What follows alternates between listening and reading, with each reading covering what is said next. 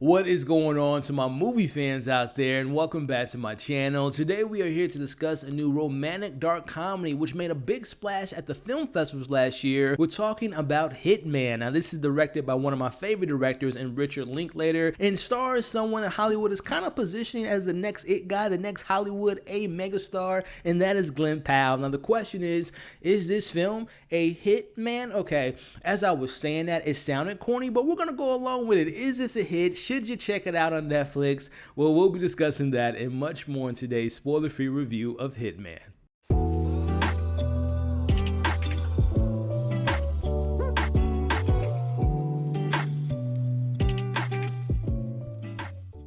But before we get into today's review, let me know if this is a film you all were excited to check out based on the hype that came out of the festivals last year or you seeing the trailer. And of course, once you press play and watch it on Netflix, what did you all think? Let me know your pros, your cons, thoughts on the direction, the story, the performances, the twists and turns. Did it work? Did it not work? Did you have a good time while watching it? Let's talk about it all in the comments below. So as I had mentioned, this film made a pretty big impression out of the film festivals. I believe it premiered at TIFF as well as in Venice. And everything I was reading was people were saying best movie of the year, favorite movie of the year, most surprising, sexiest, funny movie of the year. And a lot of people were also saying that this is the vehicle that's going to propel Glen Powell to that leading man position. And there's a lot that I agree with in those sentiments. There's some that I disagree with, which we'll talk about in today's review. But I want to talk about the co-producer, co-writer, and director of this movie, and that is the great Richard Linklater. As I was watching this, I was thinking to myself, my goodness, he is such a, I don't want to say underrated, but I think underappreciated director. Like, I just think about some of my favorite coming-of-age films, love films, whether it be Dazed and Confused, whether it be Everyone Wants Some, or the great trilogy, The Before Sunset, Sunrise, and Midnight. You have School of Rock. You have more recently, which a lot of people slept on this film. I want to recommend this if you guys haven't seen this. It's an animated film on Netflix by the name of Apollo 10, 1.5.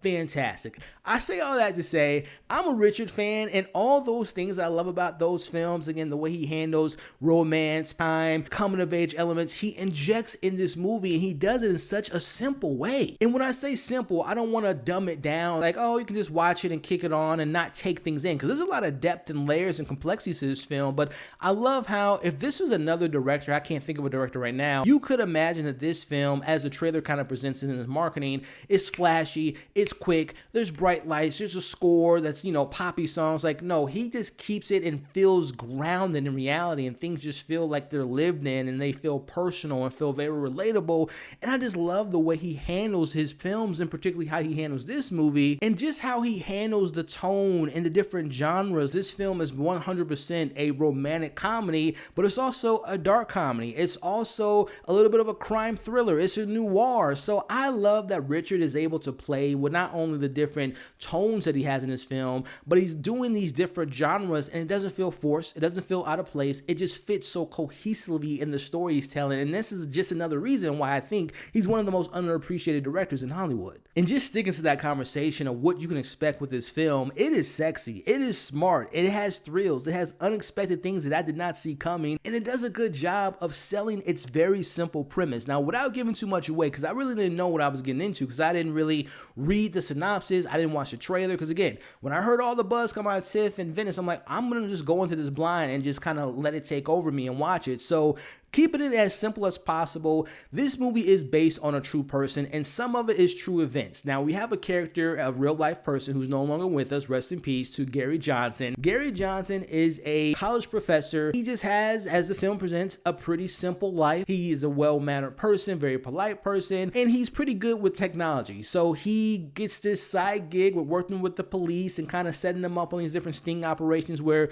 people are hiring a hitman to take out their loved one or someone that's given them issues. And Gary somehow gets swept into, okay, I'm helping you guys out with technology, setting you up with the microphones and cameras, but something happens to their policeman posing as a hitman, and Gary has to step in. And for once he does that, he becomes an expert, and then he comes across this young lady by the name of Maddie, who wants to kill her husband, but Maddie and Gary have a lot in common, and they just hit it off from there. I'm just going to leave the synopsis at that point, because that is an element to this film, is the element of surprise. So going back to the simplicity approach to the story, I love how the film allows you to sit in scenes, allows you to kind of understand the premise, the setup, and then there's a point in this film, and I'll talk about it with this individual's performance, where it just switches on its head and it becomes something different in the best way possible. Because there are some movies that when they switch the tone, they switch the narrative, this really big dynamic character comes to the story, it sets things off. It kind of makes things feel kind of disjointed and kind of jarring, but that does not happen with this film because it all just fits so cohesively. Which is a perfect segue into talking about the performances. I want to start off by an underrated performance. There's a gentleman by the name of Amelio who's in this film.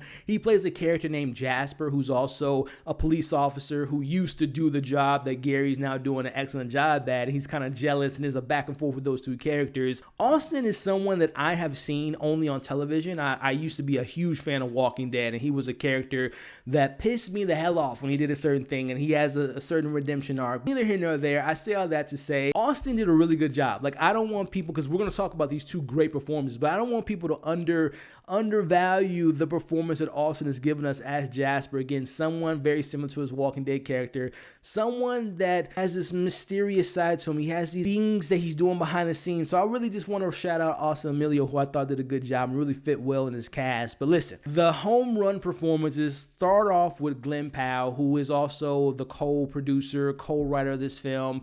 I have been a fan of his since I want to say 2014 or 2015. There was a show on Fox by the name of Scream Queens, and he played this character by the name of Chad, and Chad was a bit of a douche. He was a bit of an a-hole, but he was a likable douche. He was a likable a-hole, and I just have been a fan of his ever since then. Of course, you've seen him popping up in other big blockbusters over the years, whether it be Dark Knight Rises and so on and so forth, and more recently, we had him in Top Gun Maverick. He has such a charm to him, and I love that he gets to play in this movie in regards to having different characters he gets to play in, these different impressions he gets to play with, and it really shows you his range of his acting abilities. Again, Glen Powell is playing the character by the name of Gary, who again is a professor, but now that he has this opportunity to play these different characters as his hitman, he's starting to open himself up, and that's where Glen Powell is really showing you as an actor that he has the ability to do the charming leading man, but he also can be a little bit of a nerd. He can also be a romantic guy. He can also be a hitman and be a bit of a badass. So I love that this is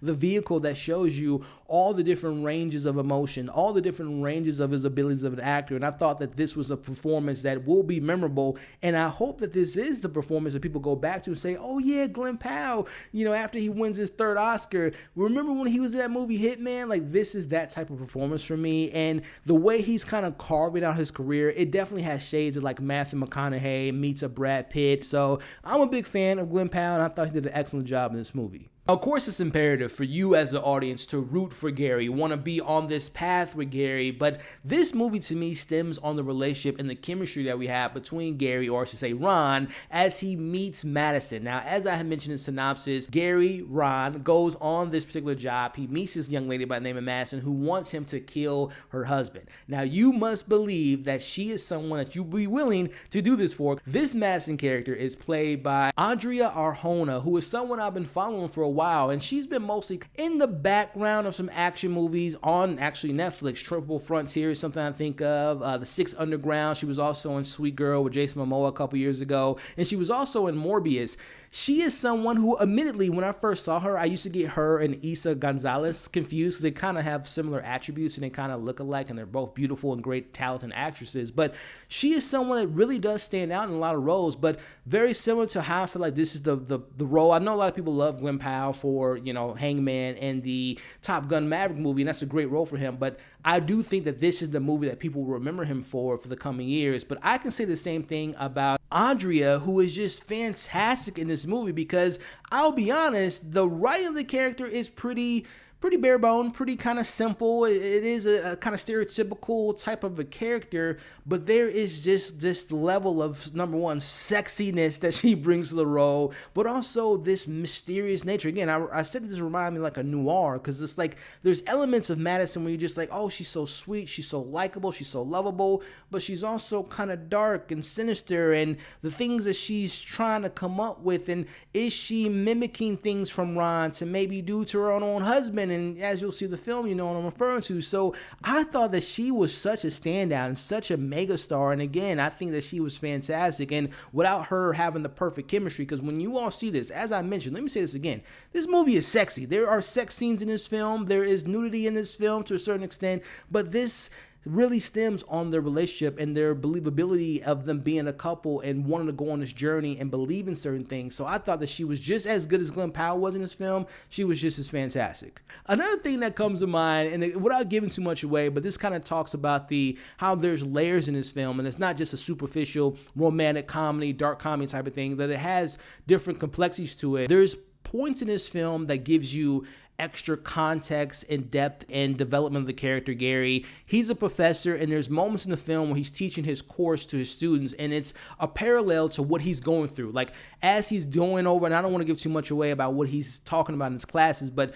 you notice the changes of Gary. He's kind of turning more into the Ron character, and his hair is turning. He's taking off the glasses. His clothes is changing. His posture's changing. So I love how the film is like giving you a development through dialogue, but also you see it on screen, which is something I appreciated. Now, before we get into any criticisms, I do want to say that it starts off as one thing, it morphs into something else, it becomes something else, and gets darker as the movie goes on. But I will say this film doesn't come without its flaws. Jumping into my criticism, I want to start with a little bit of the nitpicks first. I will mention, I said how Glen Powell, leading man, becoming an A-list superstar, has that path trajectory of a Matthew McConaughey, Brad Pitt, Tom Cruise. Now, this isn't any flaw to the movie, but I will say there are moments when you look at Glen Powell, and his character Gary has it, he says it a couple times, and even Austin Amelio's character Jasper says, "You have a forgettable face," is I think the line that he says. And I'm thinking to myself, that's a hard sell. Like,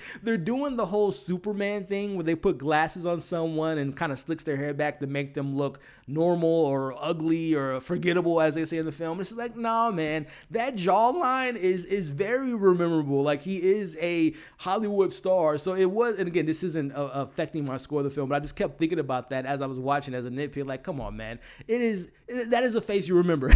so that's something that came to mind. But again, little nitpicks that just came to mind. But I will say, as far as my actual criticism with the film, I kind of alluded to it, that the film takes on a new form as far as the tone, the shift in the narrative when we get the Madison character. I will say, first 20-25 minutes, they weren't bad, but they were very, because again, I'm going back to what I heard about TIFF and Venice, how everyone was saying this is the greatest film of the year, their #1 movie of the year, and whatnot. I'm like, this is a very kind of basic movie as we're watching the first 20-25 minutes, and it really wasn't hitting. I wasn't as engaged. Like, the premise and the setup was like, oh, this is really interesting. But when it transforms, when Madison gets in the narrative, that's when it kind of took off for me. But again, it starts off a little bit slow and not as dynamic. It doesn't have the energy that I was hoping for as people were hyping it up to be. My biggest criticism with this movie is, I talk about how it starts off a little slow. It's excellent in the middle of this film as we get this relationship that kind of unfolds and it gets a little bit darker, a little bit more sinister, and things kind of hit the fan. The last 20 minutes,